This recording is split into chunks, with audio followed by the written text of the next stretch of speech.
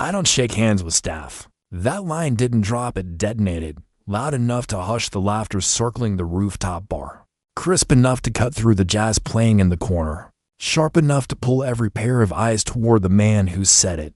Barrett Cole, billionaire, financier, self-made, some claimed, inherited, others whispered. Either way, tonight, he wore arrogance like cologne, thick and expensive. And across from him stood Jasmine Roy. She hadn't spoken yet. She didn't need to. She had extended her hand, simple, polite, not desperate, not demanding, just protocol. And what she received in return was a public dismissal dressed as elitism. Barrett didn't even blink as he said it. He smiled. In fact, tilted his whiskey glass and added, "You understand, right? Gotta keep boundaries clear." A ripple of uneasy chuckles moved through the circle. Not real laughter, just fear dressed as complicity. Jasmine stood still. Black sleeveless dress, no designer logos, simple hoop earrings, no security, no assistant, no fanfare, just presence. And presence, it turns out, makes people nervous when they can't place it. Before we continue, where are you watching from? Drop your city or country in the comments below. And if you believe in dignity and justice, hit like and subscribe. These stories spark change, and we're glad you're here. Now, back to Jasmine. She didn't lower her hand right away. She let the pause breathe. Let the tension stretch just long enough for the insult to echo in everyone's minds. Then, quietly, she retracted it. No words, no reaction, no scene, just stillness and a glance toward the Manhattan skyline behind Barrett's shoulder, as if this moment was just one more building waiting to be leveled. "Don't take it personal," Barrett added, reaching for a Knape. "We just get so many hopefuls around here." Hopefuls. That was the word he used, like she was there to ask for something. Jasmine blinked slowly, then smiled, not out of amusement, out of recognition.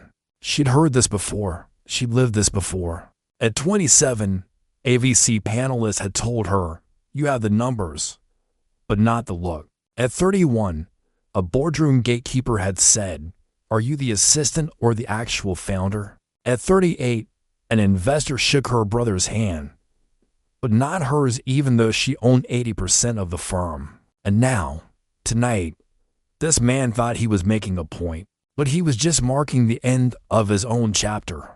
Because what no one knew, not the guests with their half-finished cocktails, not the junior analyst filming discreetly from behind a ficus, not even Barrett himself, was that Jasmine wasn't there to pitch. She was there to purchase. And the deal had already started moving. But we'll get to that. For now, remember this moment. A rooftop glass of whiskey, a hand left hanging, and a woman who knew that silence, when timed right, is the loudest move in the room. She stepped back, not out of shame, not to retreat, but to observe. Jasmine drifted toward the edge of the rooftop, a quiet silhouette against the glittering Manhattan skyline. The same city that had once closed 100 doors in her face, now waiting for her signal to open one more. Around her, the circle reformed. Laughter resumed, nervous and brittle. Barrett had already moved on, pitching something about vertical integration across AI platforms. To a venture capitalist in a cobalt suit, he spoke with his whole body, expansive, entitled, like the sky above the rooftop was rented in his name. And Jasmine? She stood near the railing, fingers brushing the stem of an untouched glass of water, listening, watching. She had no need to prove anything, not tonight, because the proof was already in motion. 5 floors below, a team of attorneys was finalizing paperwork 3 cities away. A holding company she'd founded 8 years ago under a quiet pseudonym had triggered a clause. And inside the very company Barrett owned, or thought he did, someone in finance had just noticed a minor liquidity shift. But up here, no one knew. Not the servers sliding between guests with trays of tuna tartar. Not the interns checking badges near the elevator. And certainly not the analyst standing 10 feet from Jasmine, whispering. Did she really think she belonged up here? He didn't whisper low enough. Jasmine heard him, but she didn't turn. didn't flinch. She simply took a sip of water, steady, elegant, and waited. Because power, real power, doesn't shout across a room. It waits for the room to notice it can't be ignored. And tonight, the room was beginning to notice. A young woman near the bar leaned toward her friend. "Isn't that Jasmine Roy?" she whispered. "The tech investor." Her friend blinked. "Wait, what? The Roy from Roy Capital?" Across the rooftop, a junior associate pulled out his phone, discreetly scrolling through LinkedIn. His brows lifted. "Yo," he murmured, showing the screen to a colleague. "She owns like everything." Meanwhile, Barrett laughed loudly. "I've outbid SoftBank twice this year. You think I'm scared of a bear market?" He didn't see the look shifting, didn't sense the ripple turning into a current. But Jasmine did. She always did.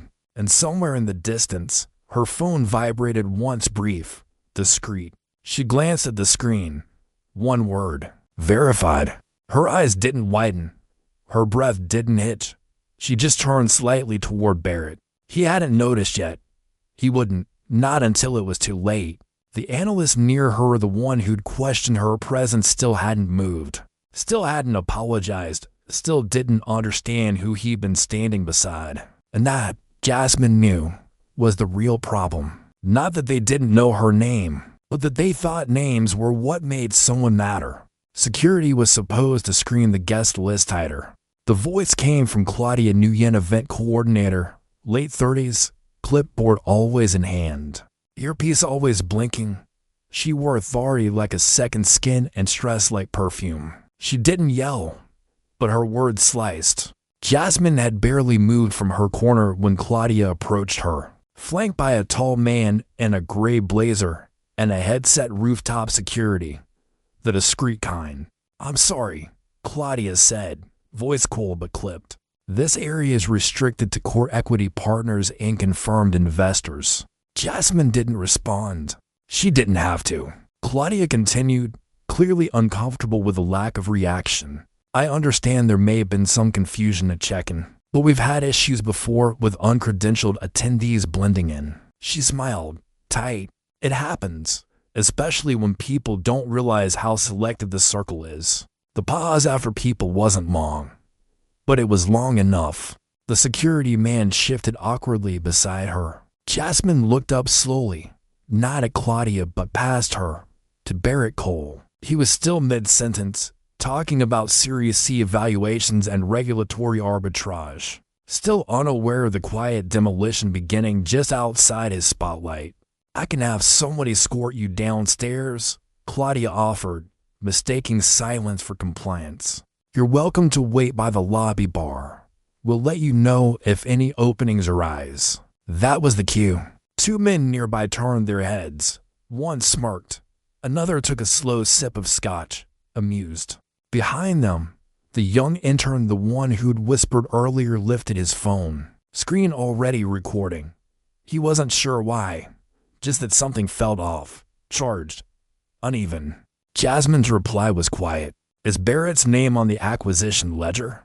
Claudia blinked. "Excuse me." "Because last I checked," Jasmine continued, "he still hadn't signed his buyback agreement, which makes this space technically mine." The sentence didn't raise its voice, but the air pressure shifted. Even Claudia paused. "What company did you say you're with?" she asked, trying to recover tone, failing to hide the shift in her eyes. Jasmine didn't answer. She simply turned back toward the skyline, and then she said, almost gently, "I didn't come here to be invited. I came here to end the invitation." That was when a nearby associate, mid-20s, overdressed, overconfident, snorted audibly. "Oh, come on," he muttered. "She's bluffing. Probably just runs a diversity podcast." Someone laughed. Another nodded. But a third person, a middle-aged man in a dark navy coat, didn't. He stared at Jasmine for a long beat. Then, slowly, he pulled out his phone, typed a name, and froze. His screen glowed softly as 3 words loaded beneath a corporate profile. "Owner, Jasmine Roy." He looked up, just as Barrett turned, slightly sensing the shift. He didn't know it yet, but the rooftop had just tilted. And Jasmine? She hadn't even moved. The murmurs came first soft, scattered like leaves in a slow wind. Then the glances. Then the silence. Barrett finally noticed. He turned slightly, whiskey glass midair, gaze scanning the shifting gravity of the rooftop. Something was wrong. He couldn't name it yet, but he felt it. Claudia had stepped back, posture stiff, earpiece suddenly quiet. The security officer, earlier firm, now uncertain, looked between them like a rookie on his first assignment. And Jasmine? She hadn't moved, still standing near the edge, still holding her glass of water, still letting the moment unfold around her. Barrett took a step forward, narrowing the space between them. "You good?" he asked, trying for casual, but the edge bled through. "Didn't mean to cause offense. We've just had issues in the past." She looked at him. "Not up, not down level. You cause clarity," she said, "not offense." He blinked. "Well, good then." Another chuckle, hollow. "Didn't catch your name." "No," Jasmine said. "You didn't." A pause. Then, "Should I have?" That was his mistake, because behind him, someone answered before she could. "Yes," said the man in the navy coat, the one still holding his glowing phone. "You really should have." Barrett turned, eyes narrowing. "And who exactly are you?" "Someone who does their homework," the man replied, flipping his screen outward. Others began stepping closer, phones quietly appearing, whispers turning into conversations. "That's her. She owns Roy Capital." "Wait, isn't that the firm that backed the Logan Biotech deal?" "No, not backed. Acquired. Outright." Barrett's eyes flicked from face to face, trying to gauge the momentum. "Look," he said, louder now. "I'm not trying to start something here." "You already did," Jasmine replied, voice calm. "You just didn't know it." One of the junior analysts near the bar leaned toward her boss. "Should we greet her? She's technically—" "Don't, not yet," came the whispered reply. "Just watch." Barrett adjusted his cufflinks, buying time. "This is ridiculous. You're telling me you own what? A few percent of some firm?" Jasmine finally turned to face him fully. "Roy Capital holds 51% of Ellison Holdings," she said evenly, "and is up for 17 this afternoon." Ellison Holdings finalized a controlling acquisition of Coal West Ventures. Barrett froze. That's not public." "Not yet," Jasmine said, "but it will be." The rooftop went quiet again. Utterly, uncomfortably quiet. Barrett's mouth opened, then closed. "You bought?" "Yes," Jasmine cut in. "I bought your company." The words landed like a verdict. No raise in tone, no declaration, just confirmation. Across the rooftop, no one moved. A server paused mid-step. An investor near the fireplace dropped his poker chip glass onto his napkin. Even Claudia stepped back, hands falling from her earpiece, as if it no longer mattered what she was told to do. Barrett's voice cracked. "Why?" Jasmine looked around, not just at him, but at the circle, the rooftop, the skyline. Then she answered, "Because I was tired of asking for a seat." She placed her glass down on the ledge and touched. "And I don't shake hands with men who can't see beyond their own." Barrett laughed. Not a real laugh, not the kind that fills a room. A sharp, brittle sound that bounced off marble columns and died before it reached anyone else. "This is a stunt," he said. "You think showing up here, throwing around terms what? You're trying to embarrass me." Jasmine didn't answer. Not to him, because this moment wasn't about him anymore. It was about the room, and the room was watching. A woman in her 50s, charcoal wrap, silver bangles, took a slow step forward from the lounge corner. "I watched you dismiss her," she said aloud, voice even. "I watched you call her staff, like the word meant less. Now you're realizing who she is and you're scrambling." Barrett turned to her, confused. "Who are you?" "Someone who's been mistaken for less," the woman replied. "And someone who knows what it looks like when power shifts." Behind her, a younger man, early 30s, locks tied back, soft accent, raised his glass. "I'm not even in this industry," he said. "I came as a guest." But that moment, when you refused her hand, that told me everything. Murmurs again, not whispers, not gossip, recognition. This was no longer a corporate confrontation. This was a reckoning. Jasmine still hadn't moved. Barrett tried again, his voice harder now. You don't just take control of companies like that.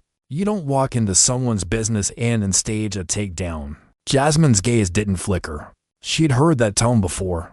At 24, when she was the only black woman in a pitch meeting and the partner said, "You're articulate, but we just don't see the scale." At 29, when she was offered a board seat with no vote. At 34, when she led the acquisition of a fintech firm and the press called her a surprising face behind the move she'd spent her entire career building quietly, strategically, not for headlines, but for leverage. And now, in the middle of a rooftop she wasn't supposed to belong in, she had all of it. Another voice spoke up this time, from the bar. It was the intern, the same one who'd recorded earlier. "I filmed that handshake moment," he said, holding his phone loosely. "Didn't know what I was catching, but I knew it felt wrong." Barrett turned sharply. "Delete it." The intern didn't flinch. "I don't take orders from people who think I'm invisible." A small ripple of claps, light, tentative, followed. Not viral, not performative, just acknowledgement. Jasmine broke her silence again. She looked to Barrett. "You said you don't shake hands with staff," she said quietly.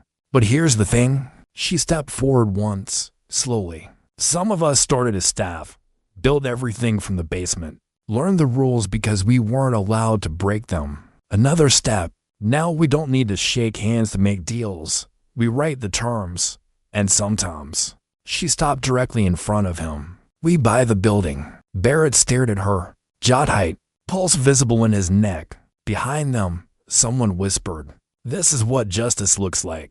And for the first time all night, Barrett had no answer, just the weight of his own silence. The rooftop had changed. Not physically, the champagne still sparkled, the jazz trio still played in the background.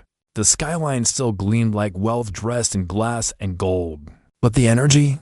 Different. People were no longer pretending they didn't see what just happened. They weren't clinking glasses and ducking glances. They were turning toward Jasmine, some curious, some stunned, a few finally in solidarity. Barrett felt it, not just in the silence, but in the space around him. How it had widened, how no one stood too close anymore. He adjusted his tie. Reflex. Useless. "You all act like this is some moral awakening," he snapped. "This is business." She blindsided me. "No," came a voice from the far corner. It was the man in the navy coat again, the one who'd looked up Jasmine first. "She outmaneuvered you. There's a difference." Barrett turned toward him, fuming. "So now you're a fan?" "I'm a shareholder," the man replied, calm, "and I respect precision." Near the bar, a pair of junior associates were nodding. "She did her homework," one whispered. "She didn't just crash this, she controlled it."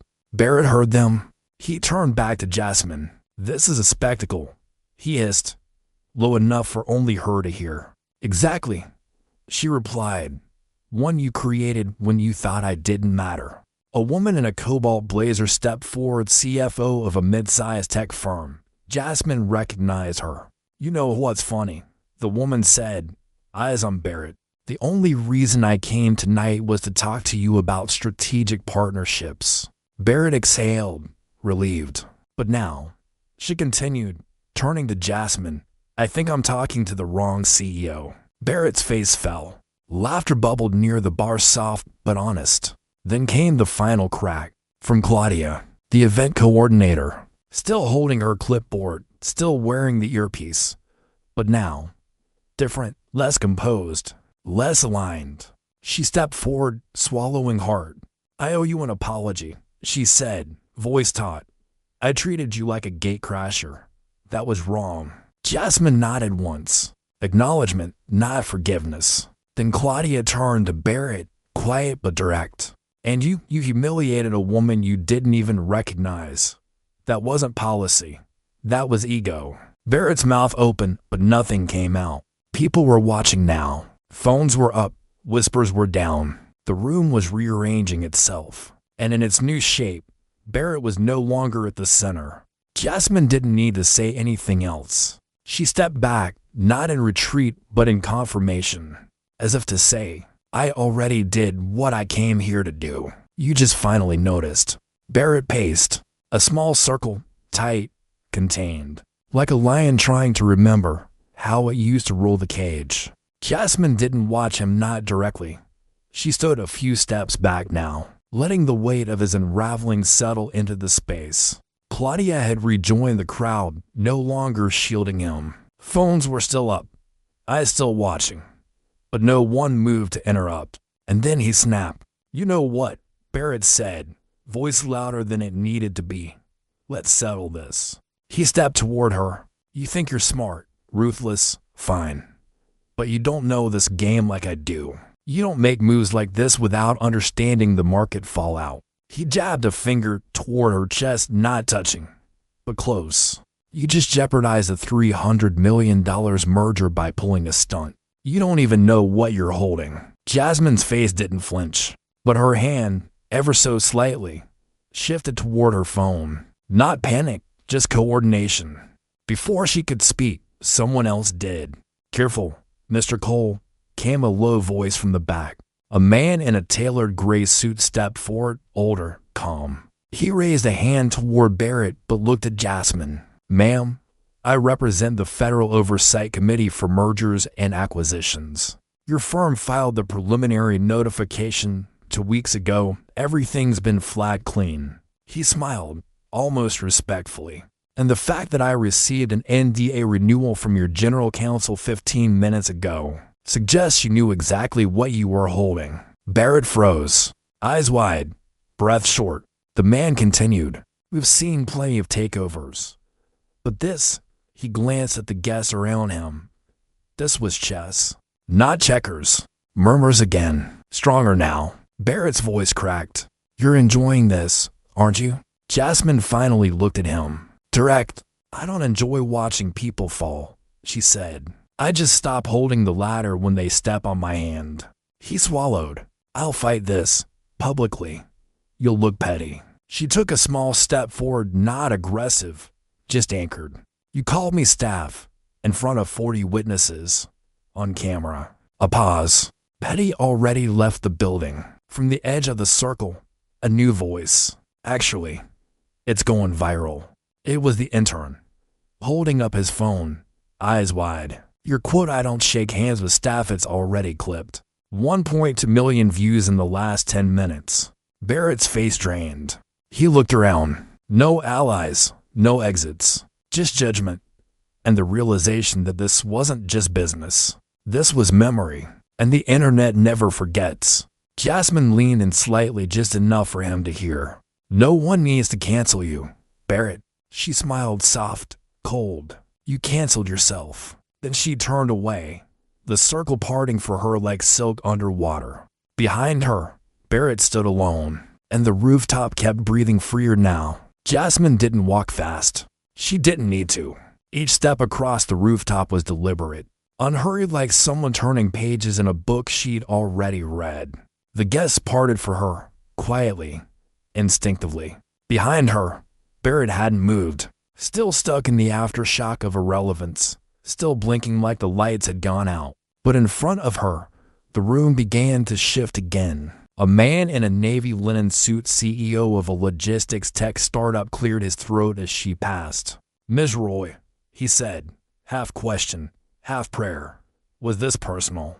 She stopped, turned slightly. No, she said. This was structural. A few guests blinked. She continued. Coal West Ventures was never the end game.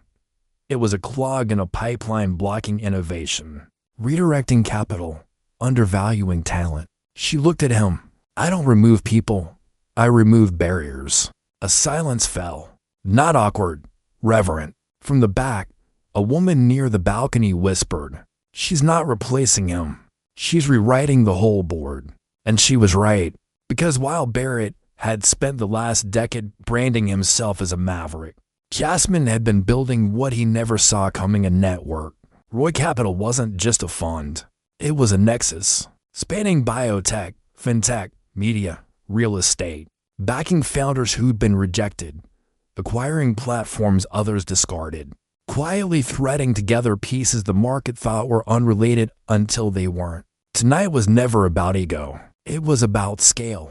From her clutch, Jasmine pulled a folded document, thick, printed, embossed. She handed it to the man beside her, the one who'd first recognized her on LinkedIn. He opened it, scanned, froze, then looked up. "You're merging Ellison Holdings with Temple Bridge." She nodded.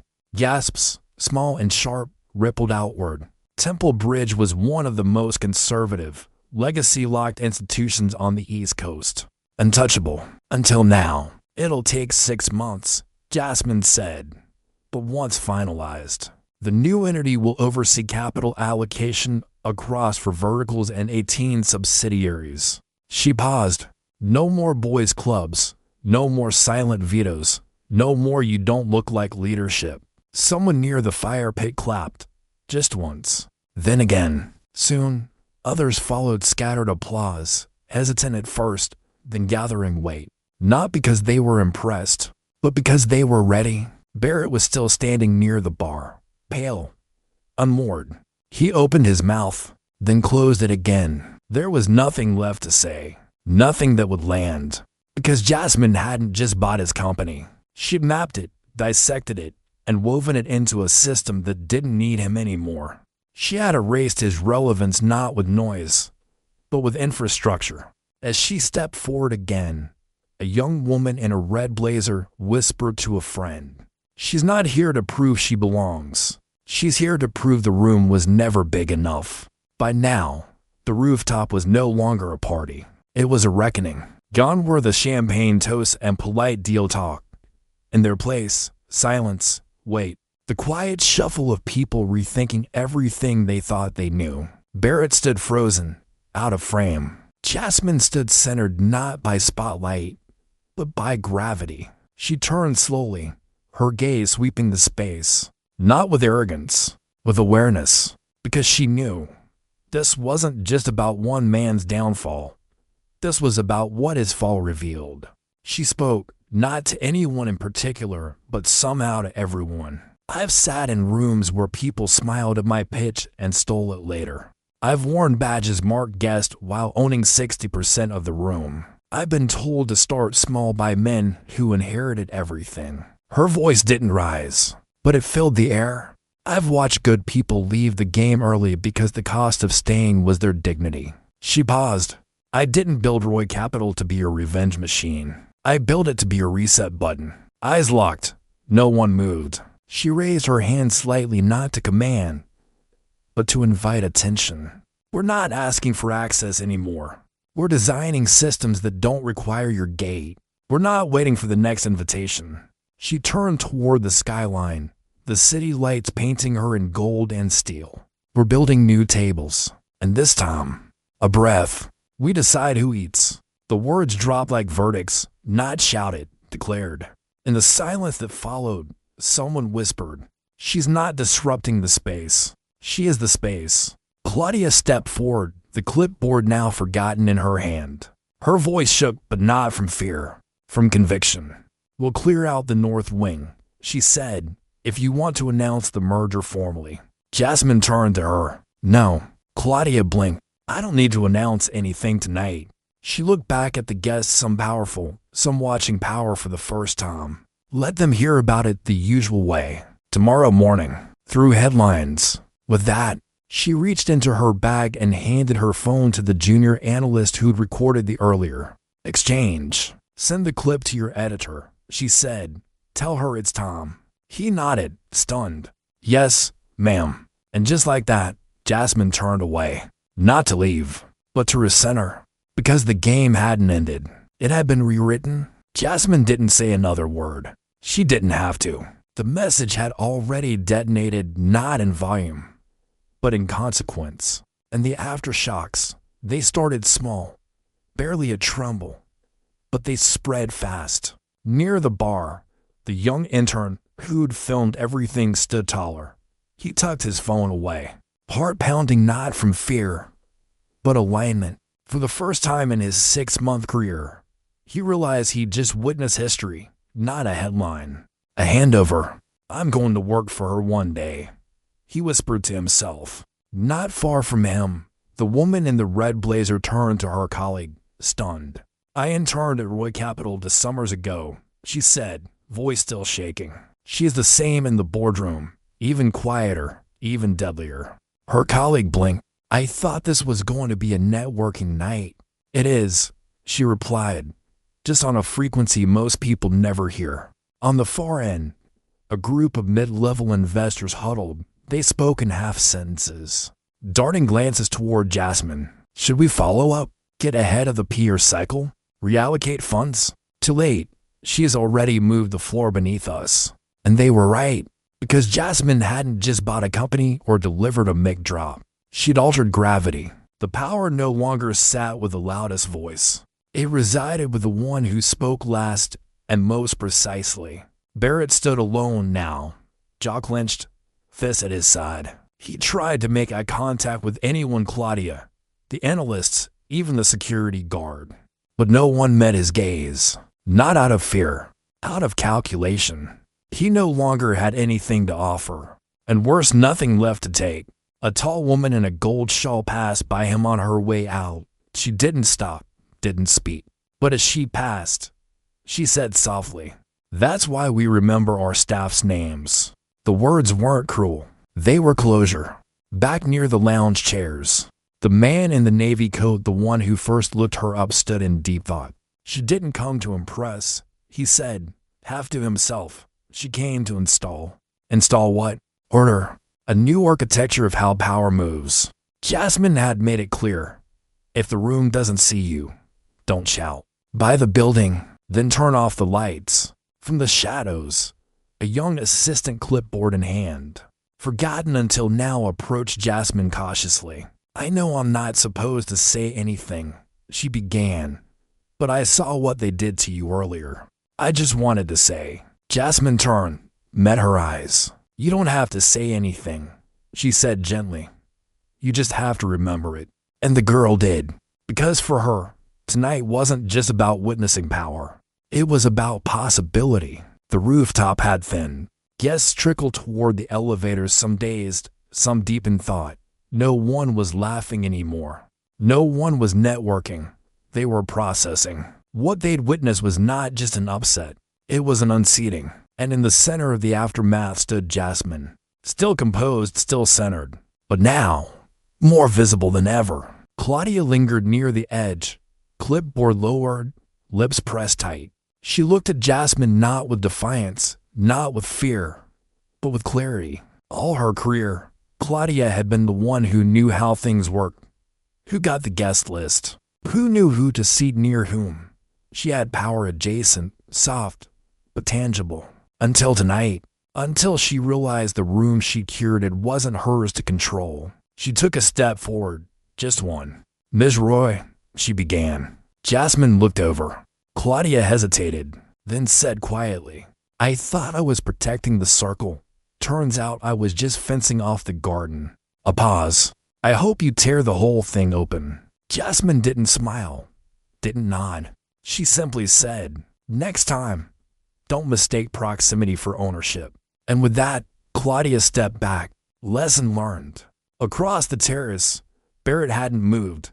He stood by the same marble railing. Where just an hour ago, he was the axis of attention, the pulse of power. Now, he was background, irrelevant. A group of junior VCs walked past him without acknowledgement. One even said, "Hey, you think Jasmine will take interns this cycle?" Barrett exhaled, a long and bitter breath. Then, for the first time all night, he approached her. No entourage, no press, no control. He stopped 3 feet away, no closer. His eyes, once sharp with confidence, now uncertain. "You didn't have to humiliate me." Jasmine tilted her head slightly. "I didn't. You could have pulled me aside." "I tried." "At what point?" "When I extended my hand." The silence that followed was colder than confrontation, because he knew she was right, and she continued, voice steady, tone surgical. "You made your judgment in 5 seconds. You measured my dress, not my debt ratio. You clocked my silence, but not my capital stack." Barrett's eyes dropped. "I was wrong." "Yes," Jasmine said, And that's not the tragedy. He looked up, confused. She stepped closer, just enough for only him to hear. The tragedy is, you would have done it again. And then she walked past him. Not out of disdain, but indifference. Because in that moment, Barrett Cole no longer mattered. He had been outgrown, outmaneuvered, outclassed by a woman he didn't think deserved a handshake. Jasmine walked, not hurried, not slow, just certain. The rooftop door opened for her. Someone held it without being asked. She didn't look back, didn't need to, because when you move with clarity, the past doesn't deserve a glance. Inside the elevator, her reflection caught in polished brass. Still composed, still centered. She pressed the lobby button. Behind her, a flurry of texts, whispers, recalculations began unfolding. The headlines would start before dawn. Black investor silently acquires billionaire's firm. Jasmine Roy reshapes power dynamics on Wall Street. The woman you dismissed just bought the building. But Jasmine wasn't thinking about headlines. She was thinking about the intern with the nervous hands who finally stood tall. The assistant in the corner who found her voice without raising it. The woman in the red blazer who remembered what excellence looked like in her own mirror. This wasn't about revenge. This was about recalibration. The elevator doors opened to the lobby, sleek, modern, curated. She stepped through. Across the room, a security guard stood, the same man who'd nodded her in earlier without checking her credentials. He straightened his posture now, not out of protocol, out of respect. "Ms. Roy," he said softly, "congratulations." Jasmine met his eyes. "Thank you," she said, and kept walking. Out the glass doors, into the night air. A black car pulled up to the curb, not summoned, already waiting. Her driver stepped out, opened the door. She paused for a moment before entering, looked up. The rooftop still glowed above her, still full of people pretending they knew what just happened. They didn't, not yet. They would in the morning, and by then, she'd be 3 steps ahead, already plotting the next move, already backing the next founder, already writing the next rule. Because Jasmine Roy wasn't just a name in a headline. She was the quiet force behind the next economy. And tonight, she didn't demand justice. She executed it, without raising her voice, without lifting her hand, only her presence. And that was more than enough. Fade to black.